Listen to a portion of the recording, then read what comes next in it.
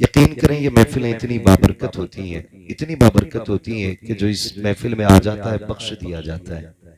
जब बख्श दिया जाता है तो फिर अगले दिन तौबा का मामला। तो सुने मेरे प्यारे, बख्श तो दिए जाते हैं, अहम होता है उस बख्शिश को बचा के रखना। आप आके बैठ गए हो, अल्लाह आज की रात के सदक़े में, इस महफिल के सदक़े में सबकी मग़फ़िरत अपने करम से फरमाएगा। लेकिन मजा तो तब है कि जब सुबह में उठ करके कोई ऐसा काम न किया जाए जिससे अल्लाह नाराज हो। ये सबसे ज्यादा जरूरी काम है। तौबा की 1000 बार मगर करके तोड़ दी, तौबा है मेरी आज से तौबा ना करूंगा। तो थोड़ा इस चीज से भी बचें कि हम रोज तौबा करते हैं और फिर तोड़ बैठते हैं। अल्लाह ने ये महफिल नसीब से अता की है, मुकद्दर से अता की है। इस महफिल में जितने लोग आते हैं बख्श दिए जाते हैं। और फिर सोचे तो सही, एक बंदा सुभान अल्लाह कहे, 2 कहे, 10 कहे, उन सब के सुभान अल्लाह कहने का जवाब उनको तो मिलना ही मिलना है। लेकिन जिसके नाम से ये महफिल सजाई गई है ना, ये सवाब उसकी रूह तक भी पहुंचता है। ये कितनी फायदे वाली महफिल है। लोग कई बार कहते हैं कितनी महफिलें हो रही हैं, इसका फायदा क्या है? मैंने कहा मर के देख फिर पता चलेगा इसका फायदा क्या है। और ये हकीकत भी है। कई लोगों को ये उलमा इकराम तशरीफ फरमाए जिम्मेदार, और मेरे नसीब की बात है कि मेरे उस्ताद गिरामी भी मिंबर शरीफ पे बैठे हुए और मैं हजरत के सामने लबकुशाई कर रहा हूँ। तकरीर नहीं, मैं तो ये सोच रहा हूँ जैसे कल सबक सुनाया करता था वैसे ही आज भी पढ़ने लगा हूँ। हाँ, मैं आज भी तकरीर की नीयत नहीं है, यूं समझे मैं आज भी उस्ताद की बारगाह में सबक ही पढ़ रहा हूँ। अल्लाह आपको सलामत रखे। जो मैं बात कह रहा हूं जरा उस पर गौर कीजिएगा, बहुत गौर कीजिएगा, मर के पता चलेगा। कई बार लोग कहते हैं कोई नतीजा तो है नहीं महफिलों का। हम जानते हैं नतीजे के बारे में। जिन इलाकों में जलसे नहीं होते ना, उन इलाकों को उम्मत का माना मालूम नहीं होता, उम्मत तक का माना मालूम नहीं होता। और मसलक के हवाले से, अकीदे के हवाले से बात की जाए तो कहते हैं जी हम तो बस अल्लाह रसूल को मानते हैं, बाकी मौलवियों के चक्कर में पड़ते ही नहीं। इस तरह की लोग बातें करते हैं। लेकिन जिन इलाकों में जलसे होते हैं, अल्लाह और उसके रसूल की महफिलें सजती हैं, उलमा तशरीफ लाते हैं, तो जवान है। अगर बच्चे से भी पूछो ना हुजूर को कैसा जानता है, ये कैसा मानता है, तो अगर उस इलाके में ये महफिलें सजती हैं तो फिर बरेली के इमाम की ज़बानी वो भी कहता है, सरवर कहूं के मालिक को मौला कहूं तुझे, सुभान अल्लाह, बाग़े खलील का गुले ज़ेबा कहूं तुझे, तेरे तो वस्फ़ ऐबे तनाही से है बरी, हैरान हूं मेरे शाह में क्या क्या कहूं तुझे। तो ये जलसों की बरकतें होती हैं। जिन इलाकों में महफिलें सजती हैं ना, उन इलाकों के अकीदे महफूज होते हैं, ईमान मजबूत हो जाया करते हैं, अल्लाह और उसके रसूल के हवाले से रिश्ते मजबूत हो जाया करते हैं। अल्लाह आपको सलामत रखे। मैं आपसे अगली बात करूं, नाराज न होइएगा, मेरी तकरीर तबे यार को बेचैन करती है। सबब क्या है, वही कहता हूं जो दिल पर गुजरती है। और मैं बोलने में डरूंगा बिल्कुल नहीं, क्योंकि मैं अपने उस्ताद का बुलाया हुआ हूं। सारे रूठ जाओ फर्क नहीं पड़ता है, जिसने मुझे उंगली पकड़ के चलाया वो मेरे साथ है।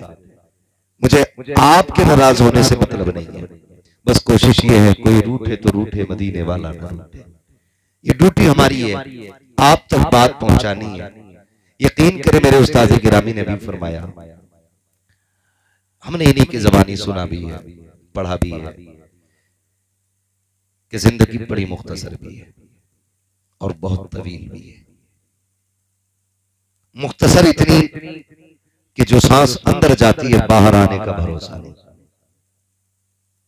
और तवील इतनी कि लोग एड़ियां रगड़ते रह जाते हैं और मौत की दुआएं भी मांगते हैं। गौर कीजिएगा, लंबी भी है छोटी भी है। वो लोग जो एड़ियां रगड़ते रहते हैं और मौत की भीख मांगते हैं, क्या वो जीना नहीं चाहते? वो भी जीना चाहते हैं, उन्हें भी जिंदगी प्यारी है। लेकिन हालात कभी कभी बंदे को इतना मजबूर कर देते हैं कि वो अपनी जिंदगी ही से तंग आ जाया करता है। और ये तंगियां रब के कानून की वजह से नहीं,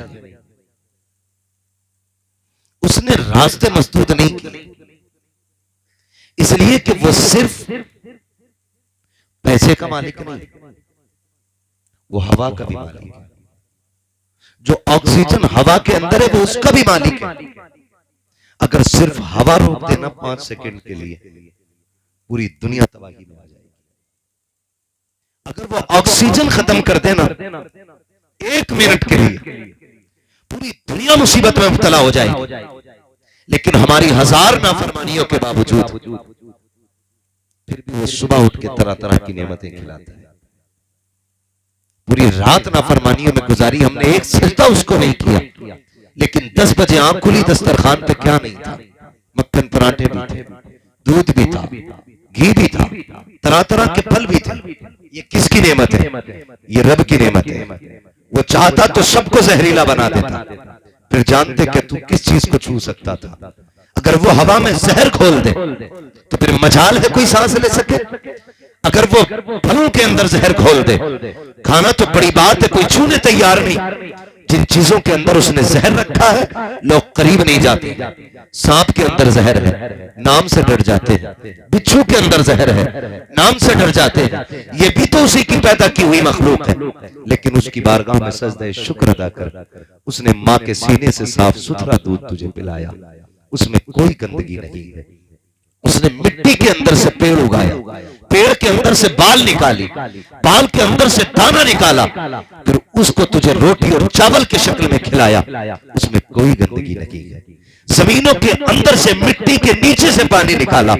लोग केमिकल लगाते घूमते हैं, पानी ऐसे ठीक होगा, ऐसे ठीक होगा। एक ने कहा हजरत जी ठीक रहना तो आरओ लगा लो, आरओ लगा लो। आरओ की जब तहकीक की तो पता चला आरओ इतना आरओ है कि जो उसे लगा लेता वो बीमार हो जाया करता है। का ये इतना क्लियर कर देता है पानी को कि उसके अंदर से विटामिन खत्म कर देता है।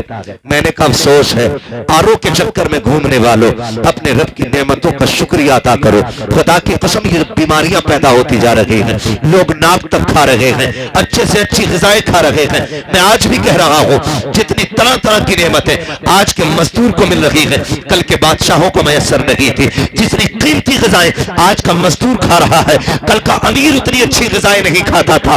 लेकिन फिर भी हालात ये है, पेट भर के खाते हैं। कोई कहता आंत में दर्द है, कोई कहता लीवर बढ़ गया है, कोई कहता मैदा खराब हो गया है, कोई कहता पेट में दर्द है। वो मेरे भाई, ये पेट के दर्द की वजह रब की नेमतें नहीं है, बल्कि तेरी नाशुक्री की ली हुई सांसें हैं।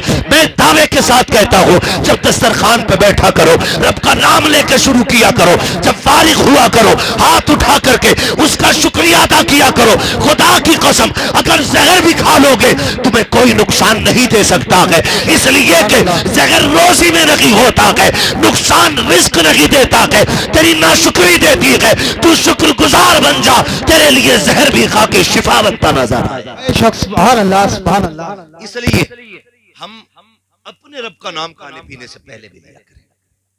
हम कहीं ना कहीं भूल गए। हमारे उस्ताद ने हमें बचपन में पढ़ाया, सिखाया, खाने से पहले हाथ धोया करो। हाथ धो के आ रहा है तो कह रहा तौलिया किधर है,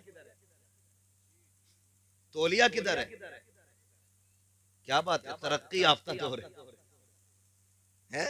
आपने खाना खाया, खाने से पहले ही आपने हाथ धोए, तौलिया छू ली, तो क्या उसके अंदर के बैक्टीरिया आपके हाथ पे नहीं लगे?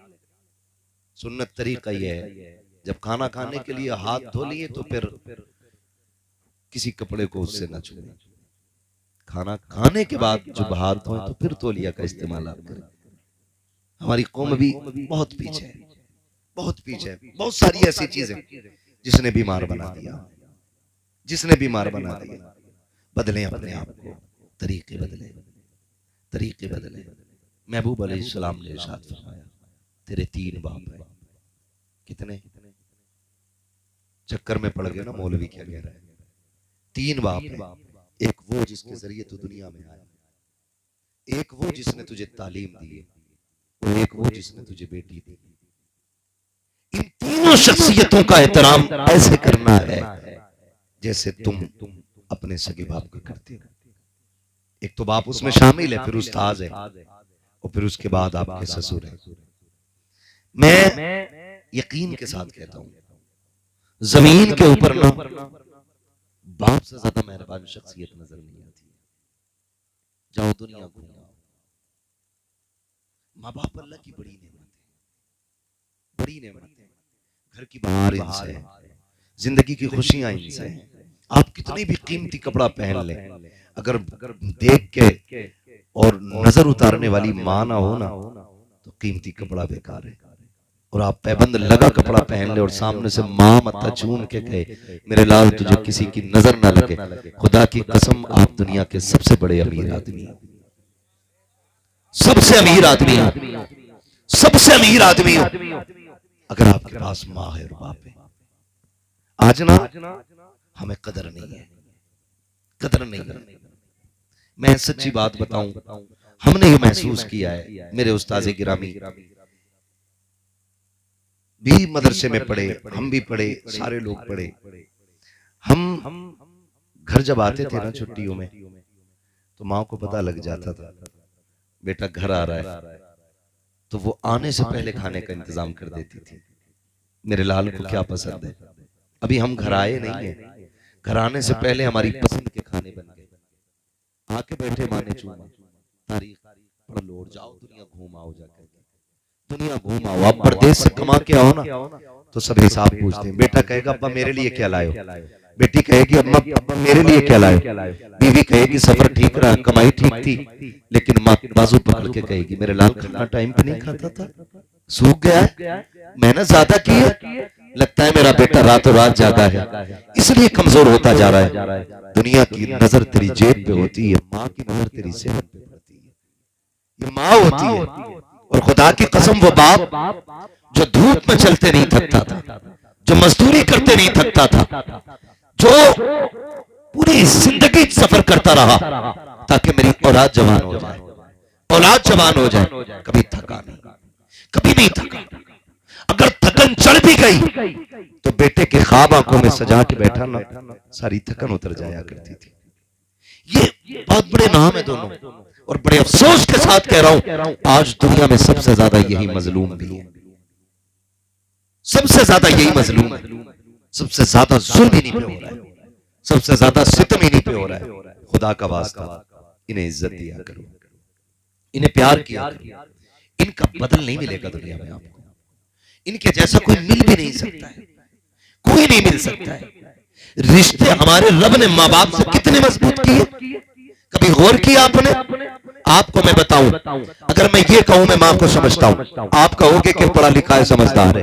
हजरत कहें कि मैं माँ को समझता हूं, लोग कहेंगे कि हजारों उलमा के उस्ताद हो, आप बहुत समझदार हो इसलिए माँ को समझते हो। मैं उस बच्चे की बात करूं जिसने अभी जिंदगी में आके चंद सांसें ली हैं, जो चंद दिनों का मेहमान हुआ आगे भी दुनिया में आने के बाद। आप जाकर के देख लीजिए, बच्चा जब तक माँ की करवट में लेटा रहता है बच्चा चुप रहता है। खाला आई का देखे मेरा भांजा कैसा है, उठाया गोद में बच्चा रोने लग गया, फूफी दौड़ी कल्ला तेरी गोद में रोया, उसने अपनी गोद में लिया, बच्चा फिर भी रो रहा था। फिर चाची आई, तमाम रिश्तेदार मिलकर बच्चे को गोद में ले ले, बच्चा चुपता नहीं है। अचानक फिर लौटा के माँ की गोद में दिया जाता है, फिर बच्चा अचानक चुप हो जाता है। मुझे बताओ तो सही, जिसे अपनी गंदगी और पाकी का ख्याल नहीं, जिसे पेशाब का पता नहीं, जो भूख भी बताता है तो रो करके बताता है, जिसे दर्द को दर्द कहने का पता नहीं है, जिसको एहसास तो है लेकिन जबान में उसके नाम देने की अभी ताकत नहीं है। जब वो खाला की गोद में गया वो समझ गया ये माँ की गोद नहीं है, वो फूफी की गोद में गया फिर भी समझ गया माँ की गोद नहीं है, वो चाची की गोद में गया समझ गया माँ की गोद नहीं है। लेकिन जब माँ की गोद में गया उससे किसने बताया ये माँ की गोद है, उसको किसने कहा कि ये तू माँ की गोद में आ गया? ये रिश्ता क्या है? खुदा की कसम जब बच्चा माँ के सीने के करीब आता है तो उसके दिल की धड़कन उसे पहचान लेती है। अब जिस सीने से लगा हूं ना ये मेरी माँ का सीना है, जिन हाथों में आ गया हूं ये मेरी माँ का हाथ है। आज मैं आपसे इतना कहूंगा, मुझे बताओ तो सही नौजवानों, माँ को हम धड़कन से बचपन में पहचानते थे, आज उसकी बोली भी नहीं जानते हैं, आज उसके दर्द को कहने के बावजूद हम नहीं पहचान पाते। बहुत बड़े हो गए हो आप, बड़े काबिल हो गए हो आप, आपको दुनिया जानती है, आपने आसमान को जमीन के नीचे लाके रख दिया, आप इतने बड़े हो गए हो कि आप हवाओं में उड़ने लगे हो। लेकिन खुदा की कसम क्या बड़े हो अगर माँ को नहीं समझते हो, कितने बड़े हो अगर बाप को नहीं समझ पा रहे हो। क्या पाया है आपने, कौन सी दौलत कमाई है, इन के आगे चुप रहा करो। ये डांटा भी करा तो चुप रहा करो।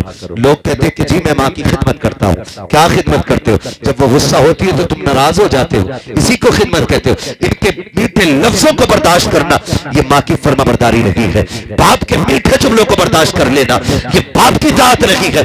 उसके सख्त और तीखे लफ्जों को बर्दाश्त कर लेना ये माँ बाप की फर्माबरदारी होती है। उसके तल्ख जुमलों को बर्दाश्त कर लेना ये माँ बाप की फर्माबरदारी होती है। तुम्हें क्या पता है बाप क्या होता है? अगर समझना हो कभी यतीम से जाके पूछो, जिसने 8 साल की उम्र में औजार लेकर के हाथ काले कर लिए हैं, उससे पूछ बाप क्या होता है। जिसने पढ़ाई की उम्र में आकर के कलम फेंक करके चाबियां संभाल ली हो, उससे पूछो बाप क्या होता है। तुम भी तो रोड पे चलते हो कि तुमने 8 साल के बच्चों को टायर में हवा भरते नहीं देखा? क्या तुमने साइकिल के रिम सीधे करते नहीं देखा? जाओ उनसे जाकर के पूछो तो सही, क्या तुम्हें अपनी तालीम की फिक्र नहीं है? वो भी आपको जवाब देंगे हम भी तो पढ़ना चाहते थे लेकिन उम्र 7 साल थी, बस्ता कंधे पे था, हम भी आशिक थे तालीम के, लेकिन अचानक मस्जिद से ऐलान हुआ फला का इंतकाल हो गया है। मौलवी उसी दिन बस्ता छूट गया था, उसी दिन किताब भूल गए थे। हम घर में आए दौड़ते दौड़ते, सामने बाप का लाशा पड़ा था। हम भूल गए हैं कि जिम्मेदारियों के सामने तालीम क्या होती है, कलम क्या होता है। जब हमने बाप के दीजे से फुर्सत पाई, लोग दावतें खा के गए। मेरी माँ ने कहा था बेटे अब क्या करेगा? मैंने कहा बस्ता मदरसे में रह गया है। माँ ने कहा था नहीं नूरे नजर लगते जिगर, देख तो सही बहन 10 साल की हो गई है, तेरी उम्र 8 साल आ गई है। अगर तू अब भी कलम उठाएगा बहन की जिम्मेदारियां कौन पूरी करेगा? हमने उसी दिन बस्ता फेंक दिया, मंडी में आकर के मजदूरी करने लग गए। और तुझे क्या पता है बाप क्या होता है? तूने तो जवानी बाप के साए में पाई है। उन यतीमों से पूछो जिनके पैर में जूतियां लगी होती है, मंडी में खरीदो फरोख्त किया करते हैं, बाप क्या होता है? कभी उनसे पूछो जो होटलों में तुम्हारे झूठे बर्तन उठाते हैं, बाप क्या होता है? कभी उनसे पूछो जो गालियां खाकर भी तुम्हारी नौकरी किया करते हैं। आज कहते हो क्या हो गया?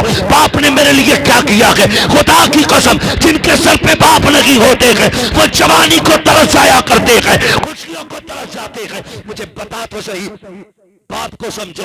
अगर सर पे बाप है, बाजार में गए, जिस चीज पे तूने हाथ रखा बाप ने उठा के गोद में डाल दी। जिस चीज को तूने कहा मैं मुझे चाहिए, बाप ने खरीद के दे दी। बेटे ने कहा मुझे फला देश जाना है, बाप ने टिकट करा दिया। मगर पूछ कभी यतीम से, वो मंडी तो मंडी, बाजार तो बाजार, अगर फलों की दुकान से गुजरता है तो नजरें चुरा के गुजरा करता है। क्या यतीम नहीं चाहता कि सेब खाना? क्या उसका मन नहीं होता है कि वो भी जूस पिए? वो भी चाहता है, लेकिन पीछे मुड़ के देखता है तो कंधे पे हाथ रखने वाला बाप नहीं होता है। सारी हसरतें गर्दन में दब के रह जाया करती है अगर बाप चला जाता है। खुदा का शुक्र अदा करो अगर रब ने बाप जैसी दौलत से नवाजा है। जब दुनिया से थक के आ जाओगे सारे टुकड़ा देंगे, कोई सीने से लगी लगाएगा। उस वक्त भी अगर कोई सबसे आगे बढ़ के तुझे सीने से लगाएगा, उस चेहरे को पहचान लेना, क्या तो वो माँ का चेहरा होगा या तेरे बाप का चेहरा होगा। तेरे तकबीर, तेरे रिसालत, तेरे होशियार, बस लगे आला हजरत हजरत अल्लामा मुफ्ती हम्माद रजा शाही किबला उलमाए सुन्नत, तेरे हैदरी आवाज। तवज्जो है, चलूं आगे। कड़वी तो नहीं लग रही ना बातें? दवा जितनी ज्यादा कड़वी होती फायदा उतना ज्यादा होता है। बर्दाश्त कीजिए, बर्दाश्त कीजिए। ये बाप होता, समझे? बाप की कमी देखें कितनी बड़ी होती है। जिस दिन बाप का जनाजा उठता है ना, ऐसा लगता है सर से आसमान हट गया। माँ चली जाए तो लगता है जैसे पैर के नीचे से जमीन खिंच गई।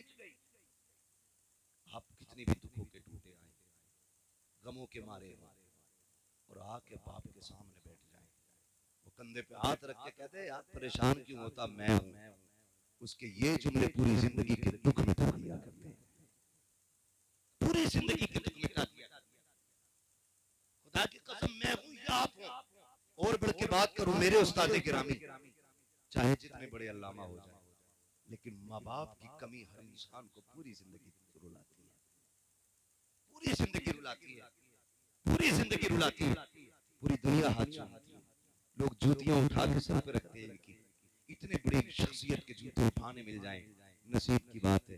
लेकिन खुदा की कसम जब माँ गुड्डू और पप्पू कह के आवाज देती है ना, तो दुनिया के हुजूर कहने में वो मजा नहीं आता जो माँ के लल्ला और गुड्डू कहने में मजा आता है। नसीब वालों को ये जुमले सुनने मिलते हैं। मैं तो कहता हूँ कभी घर में घुसो ना, सारी पगड़ियां उतार के आओ, सारे रुतबे चौखट के बाहर छोड़, फिर घर में बचपन की तरह गुड्डू पप्पू बन के आओ।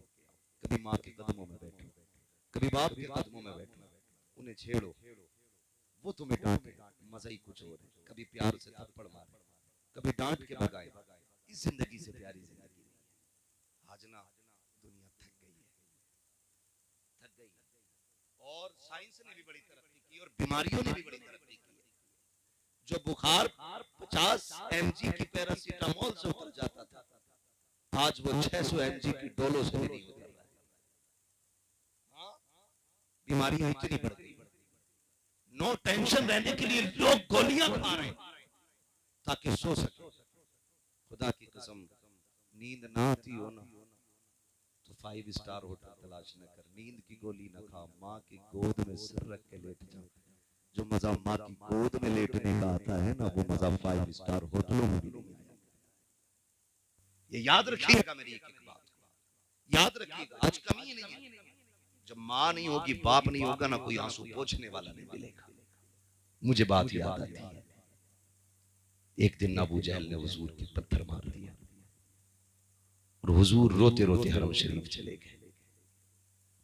चचा शिकार से वापस आए और अरब के लोगों का दस्तूर था, जब शिकार से वापस आते थे तो अकड़ अकड़ के चलते थे। हाँ, अकड़ के चल रहे। रास्ते में चंद बादियां खड़ी थी, उन्होंने कहा अगर इसे पता चल जाए ना इसके भतीजे के साथ क्या हुआ तो ये अकड़ ना भूल जाएगा। पूछा क्या हुआ? अबू जहल ने तुम्हारे भतीजे को पत्थर मारा। दौड़ गए, पूछा अबू जहल किधर है? किसी ने बताया अपने यारों के साथ बैठा है। सुने बाप क्या होता है, अपने यारों के साथ बैठा। गए दौड़ के, अबू जहल को जाके डांटा और तलवार के दस्ते से या कमान से उसके सर पे वार किया कि उसका सर पट्टा खून बहने लगा। पूछा लोगों अब बताओ मेरा भतीजा किधर है? कहा हमने उन्हें हरम शरीफ की तरफ जाते देखा है। अल्लाह अकबर, उधर दौड़े जिधर मेरे नबी है। हरम शरीफ में आए, सरकार हालत सजदा में है, रो के अपना दर्द अपने रब से बयान कर रहे हैं, अपने रब की बारगाह में रो के आंसू बहा रहे हैं। चचा तशरीफ लाए, कंधे पे हाथ रखा, भतीजे जरा सर उठाइए। मेरे नबी ने सर नहीं उठाया। फिर कहते हैं भतीजे सर उठाओ, मैं तुम्हारा बदला लेके आ गया हूँ।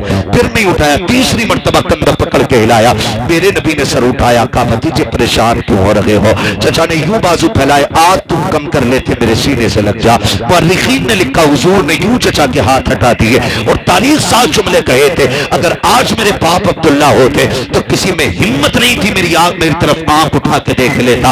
आज जो हरम शरीफ में तन्हा रो रहा हूं, अगर मेरी माँ आमीना होती तो यूं तन्हाई में आंसू बहाने न पड़ते। तुझे क्या पता है बाप क्या होता है? सैयदुल अंबिया जैसी शख्सियत आप इरशाद फरमाते हैं, अगर मेरे बाप अब्दुल्ला होते किसी में जुर्रत नहीं थी जो मेरी तरफ नजर उठा के देख लेता। चचा ने कहा भतीजे मैं तेरा बदला लेके आया हूँ। आका कहते चचा मैं बदले से राजी नहीं हूँ। कहा फिर किस चीज से राजी होगे? कहा सुनो मैं जो दीन लेके आया हूँ तुम उसे कबूल कर लो, मैं भी राजी हो जाऊंगा, मेरा खुदा भी तुमसे राजी हो जाए। दारे तकबीर, दारे रिसालत, दारे होशियत, मसलके आला हजरत, उलमाए सुन्नत। इज्जत करे बाप की, कदर करे। कहते तूने किया क्या मेरे लिए? क्या किया तुमने मेरे लिए? छप्पर डाला, बब्बू की बिल्डिंग नहीं देखी, उसने अपने बच्चों के लिए 3 मंजिल बना दी। तुमने क्या बनाया मेरे लिए? खुदा की कसम तुझे जवान कर दिया, ये तेरे ऊपर सबसे बड़ी तेरे बाप की कुर्बानी लगी है। ये कौन सी बात हो गई? तुमने क्या किया मेरे लिए? नौजवानों एक बात और कह दूं आपसे, खुदारा कभी बाप की मजदूरी का मजाक ना उड़ाना, मजाक मत उड़ाना। कई बार कहते हैं तुमने हमने जब से होश संभाला तुम्हें रक्षा ही चलाते देखा है, जब से होश संभाला तुम्हें ईंटें ढोते देखा है। वो गैरत कर, शर्म कर और इसका शुक्रिया भी अदा कर कि इसने पसीना बहा के तुझे हलाल के लुक़मे खिलाए हैं, किसी का खून बहा के तुझे हराम के लुक़मे नहीं खिलाए। इससे बड़ी कुर्बानी और क्या हो? ये भी तो ब्याज ले सकता था, ये भी तो रिश्वतें ले सकता था, ये भी तो सूद पे पैसे दे सकता था, लेकिन इसने 60 ईंटें सर पे रख के चढ़ाई लेकिन तेरे हलक में हराम का लुकमा नहीं आने दिया। हाँ, इस बात पे फख्र करना कि हमारे बाप ने हलाल का लुकमा खिलाया है, हराम का लुकमा नहीं खिलाया। ये बहुत बड़ा एहसान होता है बाप का। फिर भी कहते तुमने क्या किया हमारे लिए।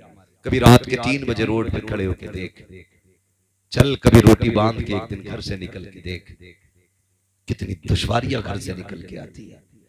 तो 2 दिन बाप की रोटी लेके चला जाए तो झुंझुला जाता है, कहता है नौकर समझ रखा, वहां जाके 5 मिनट खड़ा होना पड़ता है, अड्डे पे 10 मिनट बस का इंतजार करो, फिर 20 मिनट खड़े होके जाओ। गैरत नहीं आती तुझे? 3 दिन में थकन चढ़ गई। ये बाप ने 22 साल तेरे लिए रोज इसी तरह सफर करके गुजारे हैं, क्यों भूल गया है? आज तुझे बाइक मैसर है, ये तो पैदल भी चला है, साइकिल तो उसको जिंदगी के आखिरी लम्हों में मैसर हुई है। तू मोटरसाइकिल पर भी कहता मैं थक जाया करता हूँ। ये बाप की कुर्बानी हुआ करती है जो तुझे इतना बड़ा कर दिया है, उसके बावजूद भी तुम यह कहा करते हो तुमने मेरे लिए किया क्या है। वो मेरे भाई, अगर बाप को समझना है, आधार कार्ड से सिर्फ उसका नाम हटा के देख। खुदा की कसम, मुआशरे में कोई तुझे बैठने तो क्या है, इज्जत से कोई तुझे देखने तैयार नहीं होगा।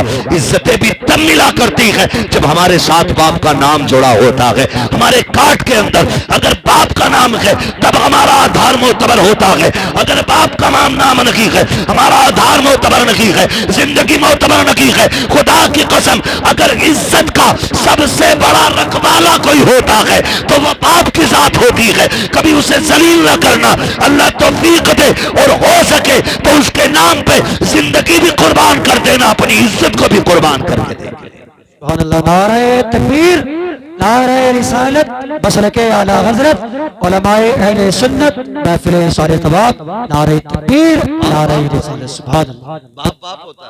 मैं माजरत के साथ अर्ज करूं हजरत, वो लोग जिन्होंने अपने बच्चों को हाफिज कारी बना लिया, उनके बच्चों को ये तमीज होती है कि इंतकाल के बाद भी वो बाप के साथ लगे रहते हैं, माँ के साथ लगे रहते हैं। वरना अगर नहीं पढ़ाया, हमने मौलवी नहीं बनाया, अब्बा मर गया ना, तो सगा बेटा उसके बदन के कपड़ों को छूने तैयार नहीं होता है। सगा बेटा छूने तैयार नहीं होता। यहां तक कि जिस चारपाई पे बाप ने आखिरी सांस ली थी, कहते हैं इसे फकीर को दे दो, क्योंकि इस चारपाई पे अब्बा का दम निकला, डर लगता है इस पे लेटते। उसके उतारे छोड़े हुए कपड़े, मेरे उस्ताद गिरामी बैठे, हाँ इनसे पूछिए कि बाप के छोड़े हुए कपड़े बेटा पहन सकता है, लेकिन नहीं पहनता। उसकी छोड़ी हुई दौलत तो बड़ी जल्दी जेब में रख लेते हैं, उसके कमरे पे भी कब्जा कर लेंगे। अब्बा का कुर्ता नहीं पहन रहा, नहीं डर लग रहा है कि गुस्ल देना बेटे आए, नहीं मैं नहीं जाऊंगा भाई। क्यों? क्योंकि हम समझ नहीं पाए। बड़ी बेवफा दुनिया है, इतनी बेवफा दुनिया जो कंधों पे बैठा कर आज मरने के बाद उसे छूने तैयार नहीं, जो अपने मुंह में चबा चबा के खिलाता रहा, आज मरने के बाद उसके ऊपर पानी डालने तैयार नहीं। हम इतने बेवफा, जो तुम्हारे आने के इंतजार में रात भर जागता रहता था, आज उसके लिए तुम 2 मिनट कब्र पर ठहरने तैयार नहीं। क्या हक अदा करेंगे माँ बाप का हम? क्या हक अदा करेंगे? चलो रोड पे चलो, सर्दी की रातों में देखो 11-11 बजे तक बूढ़ा बाप अड्डे पे खड़ा मिलता है। कैसे बैठे हो चाचा? हम लोग चलते हैं ना रात में गाड़ियों से, बुजुर्गों को हमने देखा, चाचा बैठ ले गाड़ी में। कहा नहीं मुझे जाना कहीं नहीं है। कहा यहाँ क्यों खड़े हो? कहा बेटा काम पे गया था, अभी आया नहीं। तू 11 बजे तक ना आए तो बाप रोड पे निकल आता, मेरा बेटा क्यों नहीं आया? हम इतने बेवफा हो गए, उसकी आंखें बंद क्या हुई, हमने चेहरे फेर लिया, रिश्ते ही टूट गए हमारे। बेटा पानी तक डालने तैयार नहीं बाप के जिस्म पे। मैं नहीं डालूंगा, मुझे डर लग रहा है। कफन का भैया ये पहनाओ जिसे पहनाना। यहाँ तक कि कई तो ऐसे बदबख्त बेटे होते हैं जो बाप के जनाजे तक में शामिल नहीं होते, नमाज में शामिल नहीं होते, खड़े रहते पेड़ के नीचे।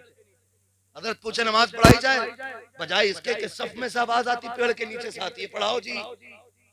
ये कौन बोला? कि ये बड़ा बेटा। क्या फायदा तेरी औलाद होने का भाई?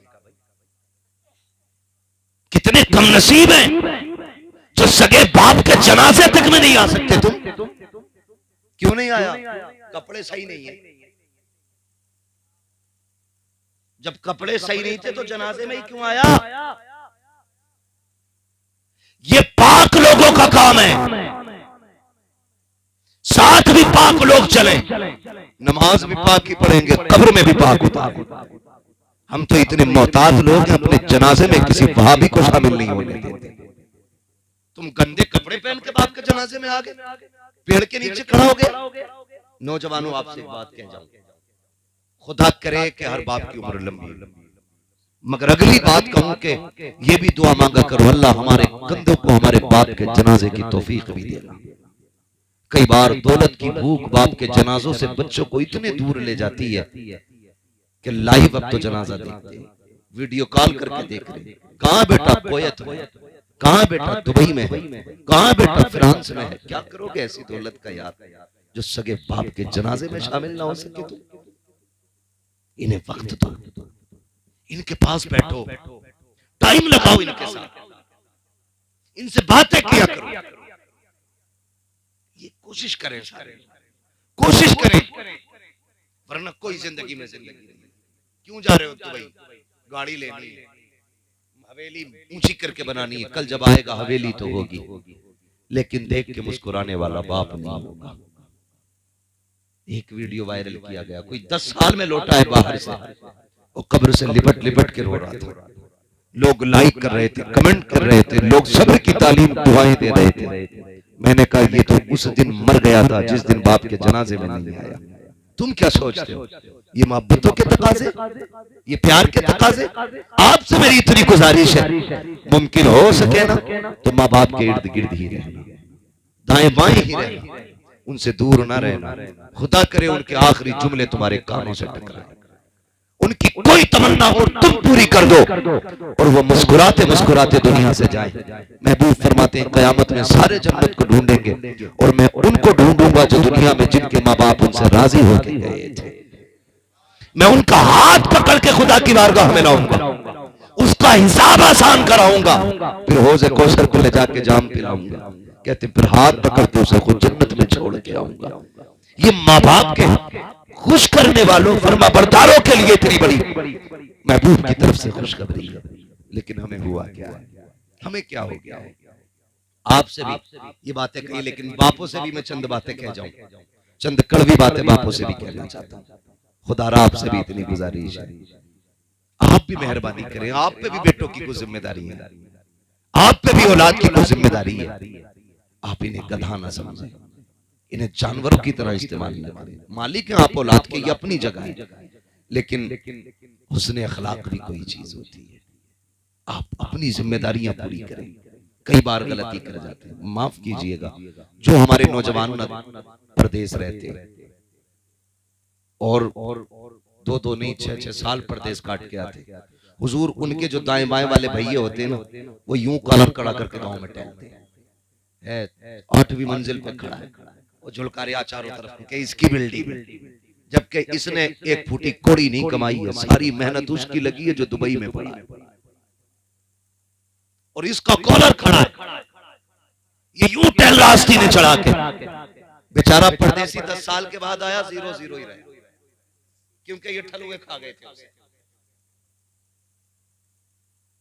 हाँ हजरत यही हो रहा है। मैं उन भाइयों को मुबारकबाद पेश करता हूं जो बहनों के हाथ पीले करने के लिए परदेश काटा करते हैं, फिर अभी बहनों से जिम्मेदारी पूरी नहीं होती है, इधर बेटियां जवान हो जाया करती हैं, फिर उनके लिए परदेश चले जाया करते हैं। कितनी बड़ी कुर्बानी है, लेकिन जब वो वापस आते हैं कहते हैं सुन भाई 3 बीघे तेरी है, 3 बीघे मेरी है। वो पूछता जो मैंने 10 साल प्रदेश में काटे हैं तुमने उसका क्या सिला दिया? कब वो तो खर्चा हो गया। किस चीज में खर्चा हुआ है? इतनी चीजें निकाल निकाल के गिनाया करते हैं। वो भाई भाइयों के साथ इंसाफ किया करो, झूठ बोल करके उनको तबाह बर्बाद ना किया करो। जब तुम्हारे लिए परदेश काट के आया है, बाप की जिम्मेदारी बनती है, जितनी उसने सौबतें बर्दाश्त की है, औलाद की जुदाई उठाई है, अपनों से दूर रह करके जितने आंसू उसने बहाए हैं, कम से कम उसके आंसुओं की कीमत मौजूद होनी चाहिए। उसे यह एहसास ना हो कि मैं सताया गया हूं। बापों की जिम्मेदारी जिम्मेदारी बनती है। शद्दाद ना बनना, हामान ना बनना, अपने बेटों के लिए नमरूद ना बनना, खुदा का नेक बंदा बनना। उसने परदेश में दुख उठाए हैं, तुम्हारे लिए औलाद को छोड़ के रहा है। जब वो वापस आए उसको रोने पे मजबूर ना करना, कहना बेटे तूने 10 साल हमारे लिए सितम उठाए गए, 10 साल परदेश काटा गए, खून के आंसू रोया गए, आज के बाद तुझे रोने की जरूरत रखी है। हमने तेरे आने से पहले तेरा बिजनेस तैयार किया है, अब तू घर बैठ के खागा, तू भी मुस्कुराता रहेगा, तुझे देख के हम भी मुस्कुराते रहेंगे। सुभान अल्लाह। नारे तकबीर, नारे रिसालत, मसलके आला हजरत, ख्वाजा का हिंदुस्तान, सरजमीने खुशालपुर जिंदाबाद। इंसाफ करो तुम भी औलाद के साथ, हिसाब तुम्हें भी देना है, हिसाब औलाद को भी देना। बचना किसी को नहीं, हिसाब देना। औलाद की जिम्मेदारी बनती है कि वो बहैसियत माँ बाप की कदर करे। माँ बाप की जिम्मेदारी बनती है कि वो मनसबे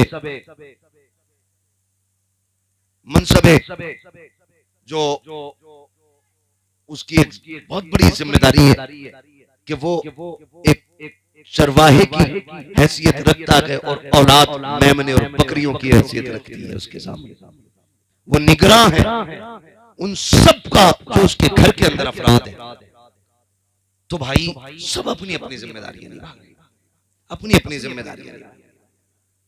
इसलिए मेरी आपसे गुजारिश है, माँ बाप से कहूंगा, कई बार ऐसा होता है ना, बच्चे भी शिकायत करते हैं कि मेरे बच्चे भूखे, अब्बा जमीन नहीं दे रहा है ना।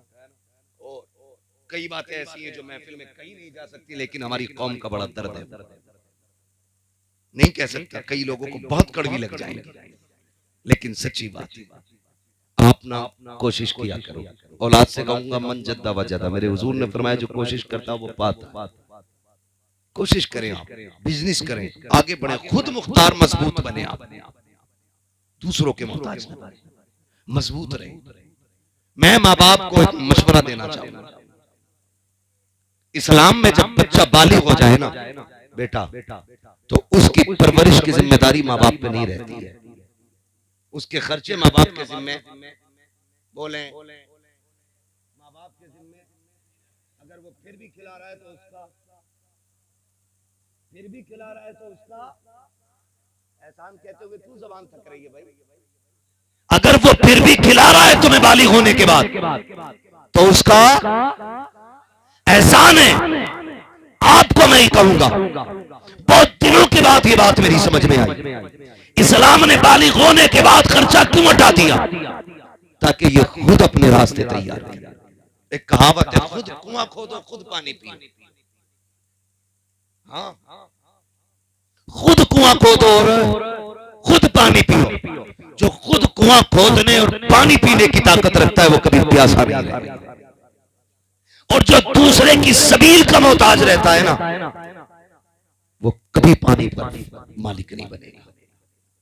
मैं बापों से गुजारिश करूंगा, आपको अल्लाह ने 8 बेटे दिए, एक बेटा दिया है तो एक का तो मसला ही नहीं, वो तो है ही अकेला।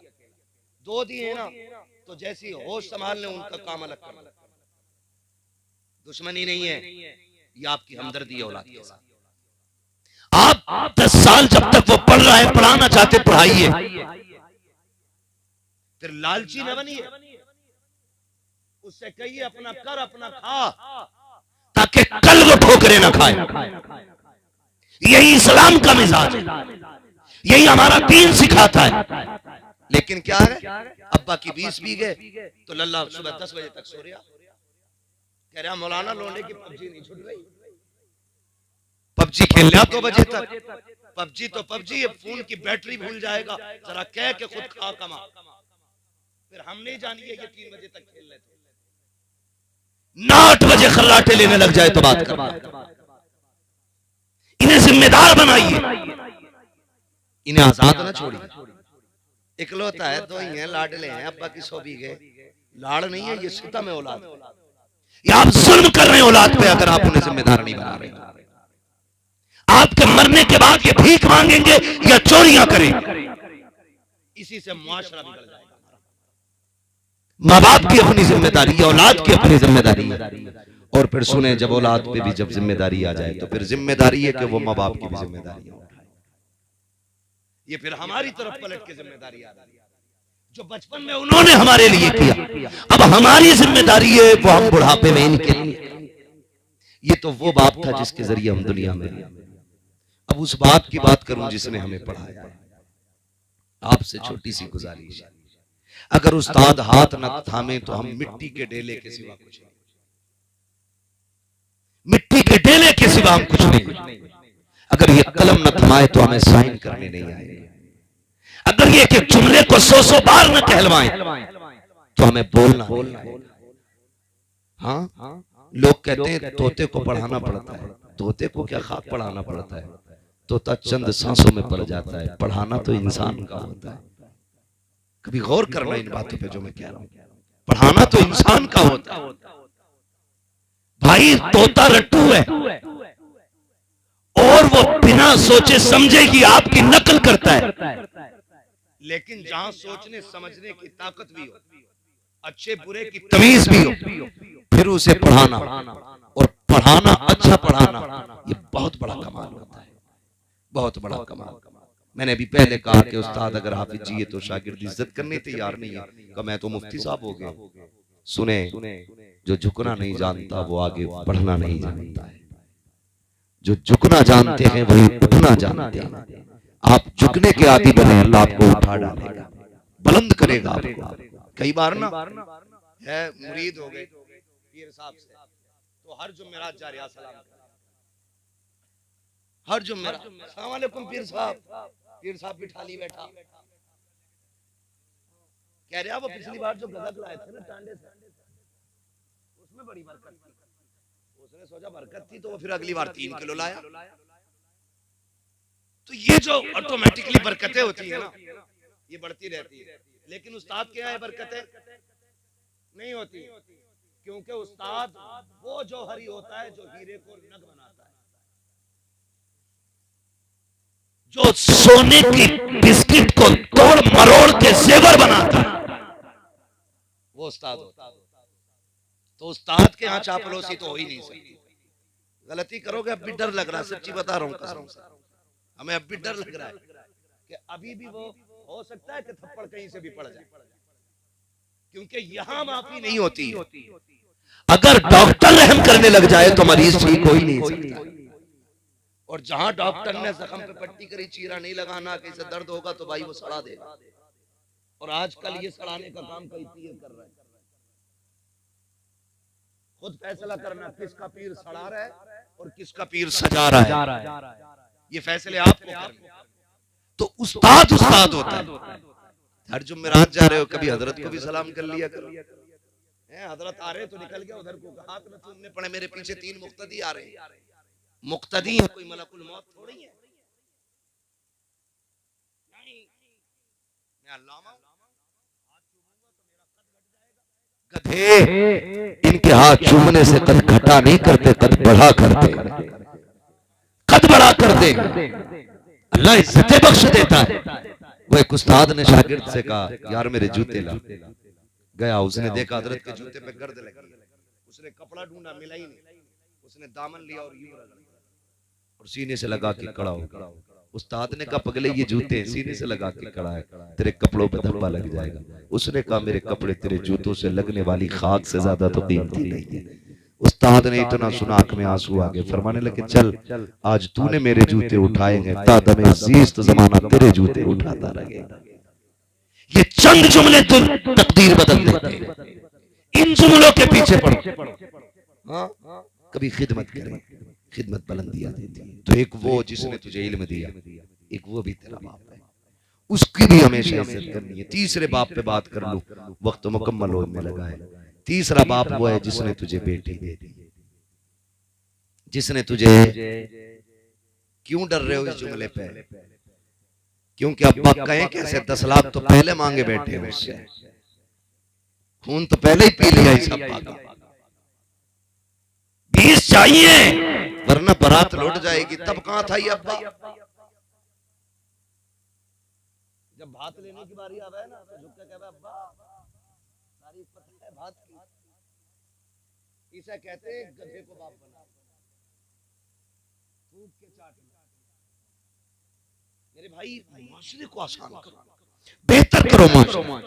फरमाया एक वो है जिसने तुझे बेटी दे दी, आसान काम तो नहीं था। चैलेंज है मेरा, कोई है जो अपनी 2 साल की बेटी 10 लाख में बेच दे? है कोई तुम्हारे बीच में जो 5 साल की बेटी 20 लाख में बेच ले?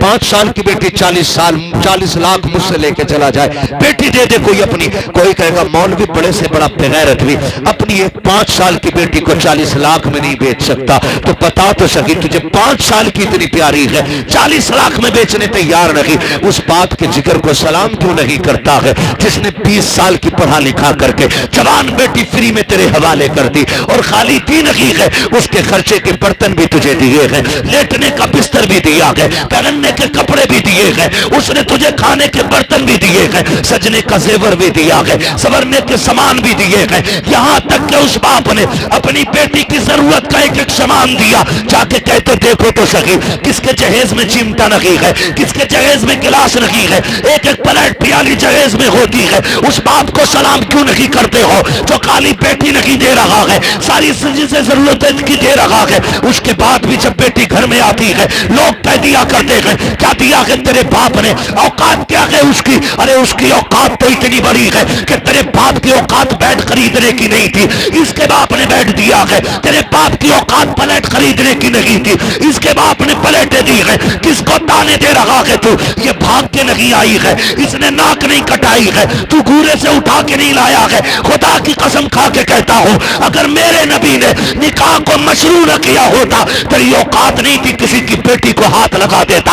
हाथ लगाना तो बड़ी बात है, बिना निकाह के अगर जुर्रत है तो किसी की बेटी की तरफ आंख उठा के दिखा, आंखें निकाल ली जाएंगी। यह एहसान मान मदीने वाले का जिसको तूने देखा नहीं, जिसको तूने जाना नहीं, जिसको तूने पहचाना नहीं, जो तुझे नहीं जानती थी, जो तुझे नहीं पहचानती थी, तेरी आदतों से वाकिफ नहीं, तेरी कसरतों से वाकिफ नहीं। तूने 3 मरतबा कबूल कबूल कहा, तेरे बिस्तर पे आके बैठ गई और ऐसी बैठी। तूने कहा चल तो चलने लगी, तूने कहा बैठ तो बैठ गई, तूने कहा जाग तो जाग गई, तूने कहा सो जा तो सो गई। बता तो सही ये फर्मा बरदारी तो तेरी औलाद भी नहीं करेगी जो इस औरत ने की है, जिसको रात दिन के ताने दे के मारते हो। खुदा की कसम खा के कहता हो कोई तावीज घर में सुकून नहीं लाएगा, कोई डोरी नहीं लाएगी। अगर घर में सुकून चाहते हो मुस्तफा का तरीका ले आओ, घर में भी आसानी हो जाएगी, कब्र में भी आसानी हो जाएगी। धारे तकबीर, धारे तकबीर, धारे रिसाला, बस लगे आला हजरत उलमाए सुन्नत हजरत अल्लामा मुफ्ती हब्बाब रज़ा साईं किबला उलमाए सुन्नत धारे हैदरी। तो जो है सारे लोगों, लेकिन नहीं, हम तो ये चाहते मेरी बेटी रानी बन के रहे और जो हमारे घर में है वो नौकरानी बन के रहे। दूसरे की बेटी को नौकरानी बनाओ और काबे में जाके कह अल्लाह मेरी बेटी को ऐसा घर देना जहां रानी बन जाए। सुन, जो काबे में सुन रहा है वो तेरे घर में भी सुन रहा था। जो तू गिलाफ पकड़ के मांग रहा है वो गरीब की बेटी में आंसू अपने आंचल में पूछ के जब उसे आवाज दी थी वो वहां भी सुन रहा था। तू भूल क्यों गया? जो सितम तू घर करके आया गया वो काबे आते आते तू भूल गया? ये हुकूकुल इबाद है, काबे की छत पे भी चढ़ जा तो ये माफ नहीं किए जाएंगे जब तक वो बंदा माफ न करते जिसे तू सता के आया है। वैसे तो रब करीम है, वो मालिक है, जिस गुनाह को चाहे माफ कर दे, लेकिन उसी का कानून है कि मैं हुकूकुल अब्द जितने भी होंगे मैं उनको उस वक्त तक माफ नहीं करूंगा जब तक बंदे से इसका मामला फाइनल नहीं करा। ये उसी का कानून, उसी का कानून। तावीज दे दो ताकि मेरी बेटी सही रहे, अपनी बता जब गरीब की बेटी तेरे घर में थक के लेटी थी, उसने कहा था सर में दर्द है, तेरी माँ ने कहा था ढोंग कर लगी है। उस गरीब के लिए 2 मिनट के लिए आराम भी नहीं था। वो कपड़े धो के बैठी, तेरी माँ ने कहा ये प्लेट कुत्ता चाट रहा था। उस गरीब पे बर्तन रख दिए गए, बर्तनों से फारिग हुई, भैंस के नीचे लगा दिया गया, भैंस से फारिग हुई, घर के काम में लगा दिया गया। 1 मिनट तूने लेटने नहीं दिया। उसके बाद जब वो बर्तन लेके चलिए, कब तक टूटा उस गरीब से? तेरी माँ ने तानों के तो पहाड़ ढा दिए उस गरीब पे। कब तेरे बाप ने दिया था जो तूने तोड़ के रख दिया? तेरे बाप ने क्या दिया था? औकात क्या थी उसकी नंगे की? 2 जोड़ी कपड़े लेके बेटी भेज दी। वो तो इतनी बड़ी बड़ी बातें करता था, तू कब तोड़ रही है? गैरत नहीं आती तुम्हें? खुदा का वास्ता कभी बेटियों को बाप की गुर्बत का ताना नहीं देना। तुम नहीं जानते हो जब बाप थक के शाम को आता है तब बेटियां पसीना देख के क्या दुआएं मांगा करती है। तुम कितनी आसानी से कह देते हो तेरे बाप ने क्या दिया है। तुझे क्या पता है ये उसी बाप की बेटी है जो खुद तो फटे कपड़े पहनता रहा, लेकिन इसने बेटी के कपड़ों पे पाबंद नहीं आने दिया। खुद तो फटी टोपी पूरी जिंदगी ओढ़ी है, लेकिन बेटी के बालों को दुपट्टे से बाहर नहीं निकलने दिया था। जबान को लगाम दे, कोई देखे न देखे, खुदा देख रहा है। और वही तुम्हारी जिंदगी और मौत के फैसले करने वाला है। वही इम्तिहान और आराम के फैसले करेगा। अपने आप को संभाल के जिंदगी गुजारना प्यारे। वो एक एक लम्हे का हिसाब लेना जानता है। बात बात पे ताने ना दिया करो। जब बेटियों को ताने दिया जाता है, कहता तेरे बाप ने क्या दिया है? शाम तक वो रोती रहती है, हिचकियां भरती है। शाम को शोहर आता है, कदमों में बैठ के कहती है मेरे सरताज आप अपने माँ बाप से कह दीजिए मेरी गलती हो तो जूते से मार ले, लेकिन मेरे बाप को गुर्बत का ताना ना दे। इन्हें क्या पता जिस दिन तेरा बाप 10 लोगों को लेकर के गया था, मेरे बाप ने पड़ोस से 10,000 लेके खाना बनवाया था। फिर तेरी फूफी और खाला देखने के लिए गई थी, मेरी माँ ने कंगन बेच के तेरे रिश्तेदारों को कपड़े दिए थे। इन्हें क्या पता मेरे बाप ने किस मुसीबत का सामना किया है। ये कह रही है तेरा बाप नंगा था, अपने शोहर से रो के हाल दिल बयान करती है। खुदा की कसम लोगों तुमसे कहना चाहता हूँ, जिंदगी को बेहतर करना चाहते हो, मुस्तफा के तरीके को अपनाना शुरू कर दो। आका करीम की सीरत को अपनाना शुरू कर दो। किसी की गरीब बेटी को कमजोर समझ के सितम न करना, उसे गुर्बत के ताने ना देना। खुदा की कसम जो रब अमीरों का है वही रब गरीबों का है, जो ताकतवर का है वही कमजोर का है। और यार तुमने देखा होगा जब बेटियां ससुराल जाने लगती हैं, बाप बाप खुल के रोया करता है। मुझे बताओ तो सही, जब ये 20 लाख का जहेज लाया था तब नहीं रोया था? 5 लाख दामाद को दिए थे, ये तब भी नहीं रोया था? जब गाड़ी खरीद के लाया ये तो तब भी नहीं रोया। लेकिन जब बेटी डोली में बैठने चली है, इसके सब्र के बंधन टूटे हैं, इसकी चीखें निकल गई थी। मुझे बता तो सही, इसे तो दर्द उस दिन होना था जब 20 साल की कमाई में आग लग रही थी, 10 लाख का सेवर दे रहा था, तब इसे रोना चाहिए था। जब गाड़ी 5 लाख की लेकर के आया था, इसे तब रोना चाहिए था।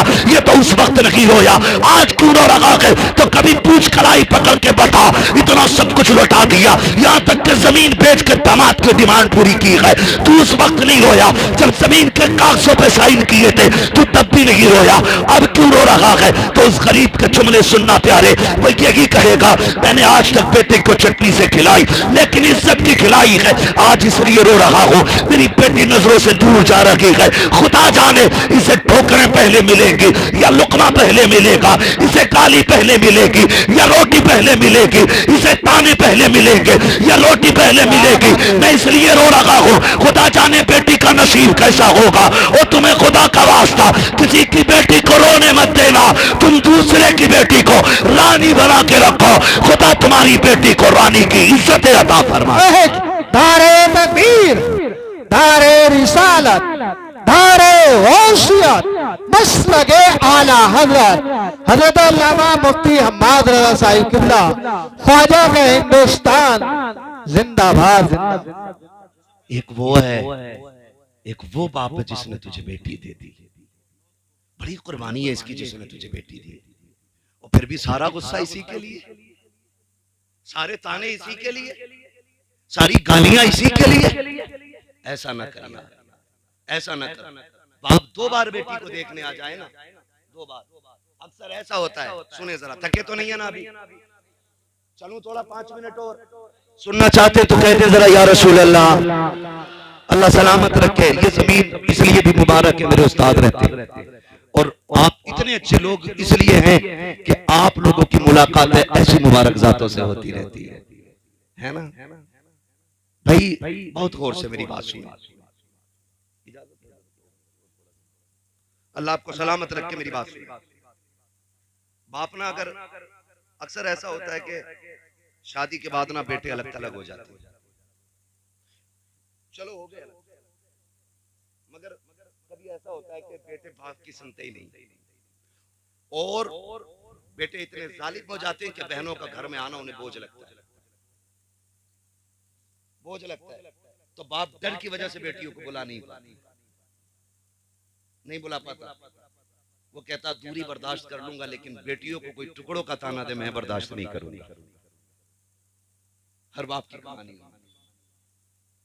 उस डर की वजह से अगर बाप ना 8वें दिन बेटी को देखने बर्दाश्त न कर पाए और 8वें दिन बेटी को देखने ससुराल चला जाए ना, तो कई दामाद इतने खबीस होते हैं, मलऊन मरदूद होते हैं कि बीवी से कहने लगते हैं तेरे बाप को रोटी यहीं मिलती है आकर, हर 8वें दिन आ जाता है।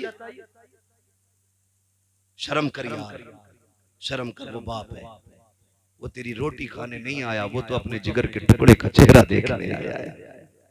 क्या फर्क पड़ता है, वो तो इसे देख के भूख ही भूल जाता है, उसे तो रोटी की याद ही नहीं रहती जब बेटी सामने आ जाती है। हाँ, वो तो ताने दे रहा है, हराम की रोटी खाने आ गया, हराम की रोटी खाने आ गया, और फिर कह रहा बरकत नहीं हो रही है, ताबीज नहीं, पूरा मियां लटका ले कुछ नहीं हो।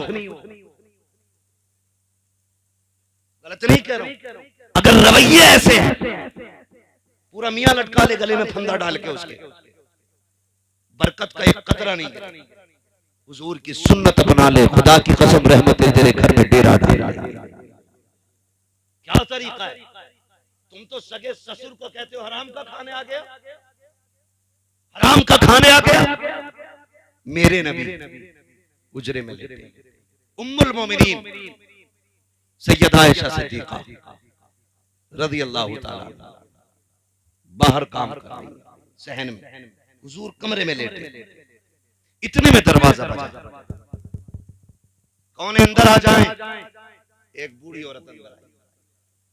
तवज्जो है ना, सुन रहे हैं ना गौर से, ऐसा तो नहीं बिला वजह पसीना बह रहा है। अल्लाह करे आज की इस महफिल से मेरे उस्ताद किरामी की बरकतों से ये सबक आपके दिल में उतर जाए जो मैं बता रहा हूं। अंदाज़े बयां मेरा बहुत शौक नहीं है, शायद कि उतर जाए तेरे दिल में मेरी बात। सुने बहुत गौर से जो मैं कह रहा हूं।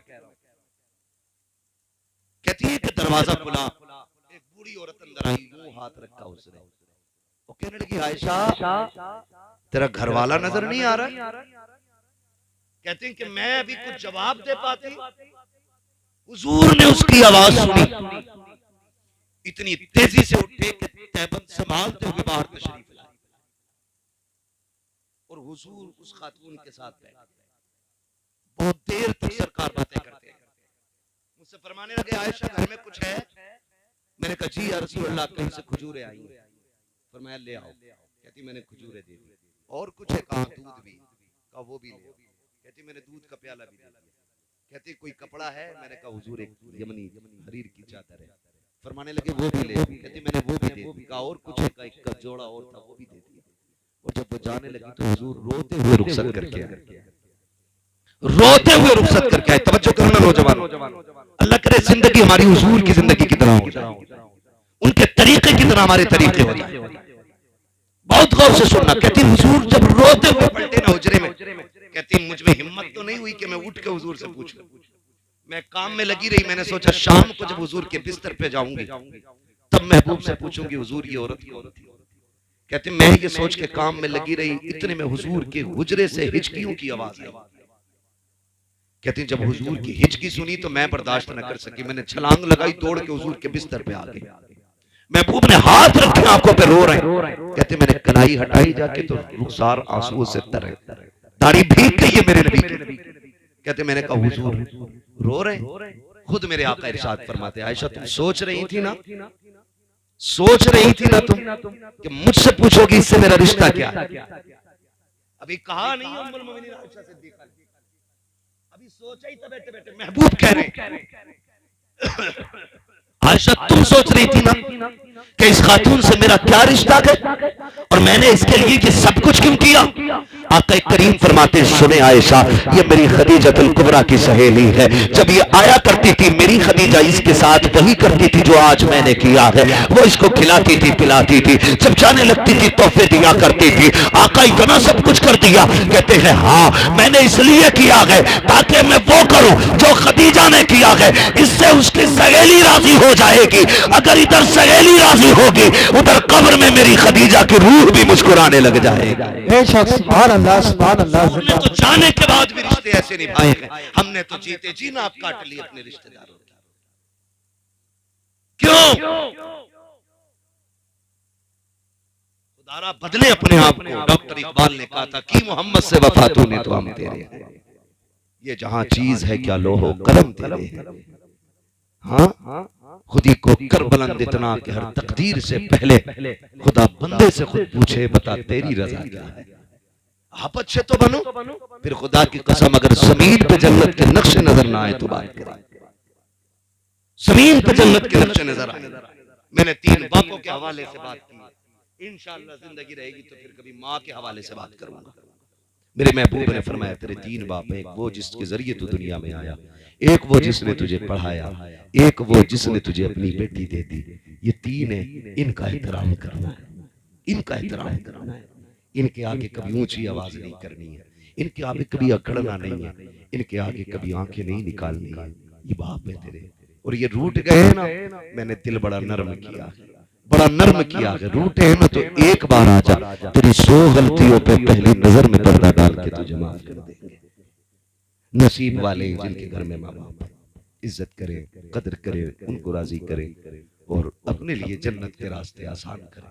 कोशिश ये करें कि माँ बाप का हक ना मारा जाए, माँ बाप का हक ना मारा जाए। माँ बाप ये कोशिश करे औलाद के ऊपर सितम ना हो, नाजायज दबाव ना हो, ज्यादती ना हो, वरना अल्लाह सबका हिसाब लेने वाला है।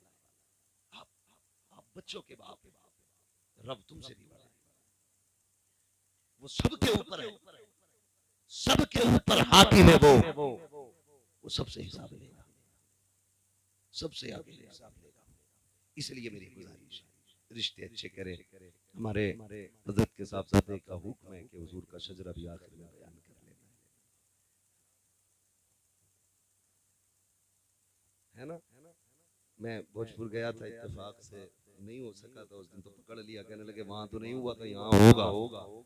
मैंने कहा हुजूर हम भी यहाँ आप ही के कहने से हैं, आप कहें तो खाली शजरा ही सुना के चले जाए।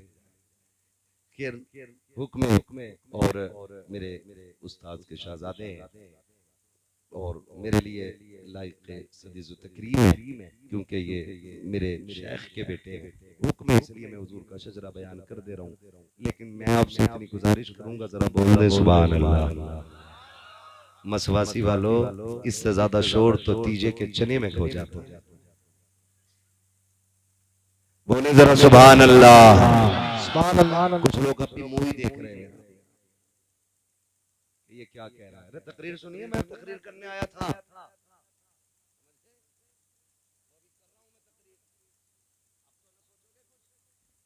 बोले जरा सुभान अल्लाह।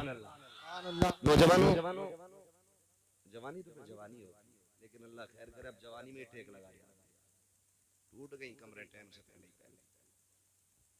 मेरी गुजारिश है जैसी उम्र है ना वैसी आवाज निकालो। मैं आपको बताऊं, मेरा हाथ का इशारा हो तो आपको क्या बोलना है। इतनी जोर से सुभान अल्लाह कहोगे तो मेरे उस्ताद ने मुझे सोने की दुआ याद करा रखी है, मैं वही पढ़वा के चला जाऊंगा। और मैं शजरा सुना रहा हूँ, कोई ये नियत नहीं बांधी है नमाज की कि 2 रकात पूरी करके लुटूंगा। अगर आपने साथ छोड़ा मैं चंद नाम बयान करके हट जाऊं, है ना। मैं इसलिए भी देखो, मैंने अभी आपसे हाथ उठा,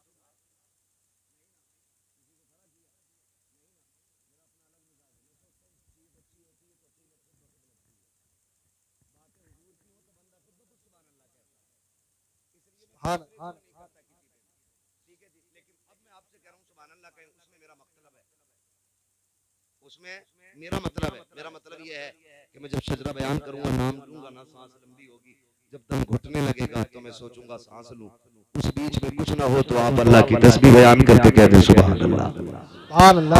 जब हाथ का इशारा होगा तभी आपको जोर से बोलना है। क्या बोलना है? देखो जी, ऐसा ना करो कि ये चार ताकतवर लोग हमारे कमजोरों का काम चला रहे। अगर अभी हजरत की तरफ से ग्लूकोज बटने लगे ना तो कमजोर सबसे आगे होंगे, कहेंगे मैं सबसे ज्यादा है ना। तो ये ना करें, ये बज़्म में है यहाँ कोता, दस्ती में है महरूमी, जो बढ़कर खुद उठा ले हाथ में मीना उसी का है जी। तो हिस्सा सबका अपना अपना है, और मैं अपना शजरा नहीं हुजूर का शजरा बयान करने लगा हूं और अपने शेख के साहबजादे के हुक्म पे बयान कर रहा हूं। अब आप ना भी बोलेंगे मुझे बयान करना है, मुझे इनकी फरमाबरदारी करनी है, आपकी ताबेदारी नहीं। अगर बोलेंगे तो साथ हो जाएगा, नहीं होगा तो फिर सोच लीजिएगा हम अकेले ही अपनी मंजिल पे जाएंगे। बोले सुभान अल्लाह। आदम के बेटे शीश, अल्लाह सलामत रख के जो बोल गए सुभान अल्लाह, आज की रात के सदके अल्लाह उन्हें हुजूर के मदीने की हाजिरी नसीब फरमा दे। जोर जोर से सुभान अल्लाह बोले, अल्लाह उनके माँ बाप के साथ मदीने की हाजिरी नसीब फरमा दे। जो इससे भी जोर से सुभान अल्लाह कहे, अल्लाह उन्हें आज की रात हुजूर की जियारत नसीब फरमा।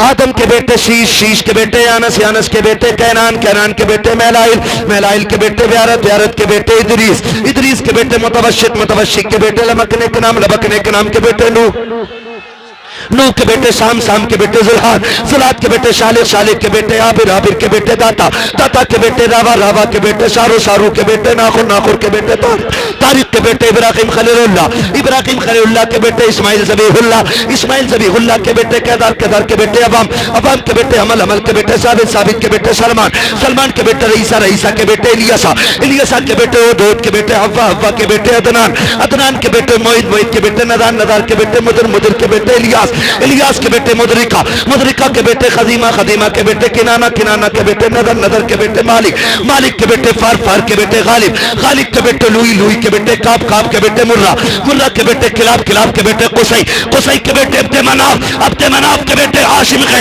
हाशिम के बेटे अब्दुल मुत्तलिब है, अब्दुल मुत्तलिब के बेटे अब्दुल्लाह है, अब्दुल्लाह के बेटे मोहम्मदुर रसूलुल्लाह।